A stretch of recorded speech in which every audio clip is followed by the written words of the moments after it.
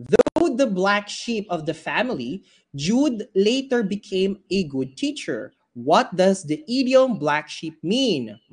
Dali lang nito, teachers. Alam kong kaya nyo itong sagutan. Is it A, trustworthy person? B, active, energetic, and driven person? C, cherished above all other family members? Or D, disreputable member of the family? Yung mga ganito pong questions, teachers, wag na wag yung sasayangin ha. Okay? Wag na wag yung sasayangin yung mga pamigay na question. Kasi po, mukha siyang super dali pero pamigay talaga siya ni PRC, no? So wag nating sasayangin. Wag maduduling sa pag-shade.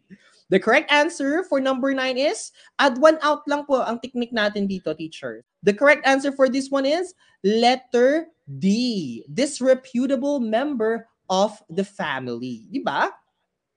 It's an idiomatic expression. Pag sinabi natin idiomatic expression, it's an expression that represents another meaning. Si letter A po kasi, si letter B and si letter C, okay, they are closely associated to one another.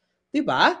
Kapag sinabi nating add one out, it's a technique wherein makikita natin sa choices, sa item natin sa choices, kung ano ba yung naiiba. Okay? Ano ba yung naiiba sa kanila? That is letter D. Pag sinabi kasi natin disreputable, you have a negative reputation.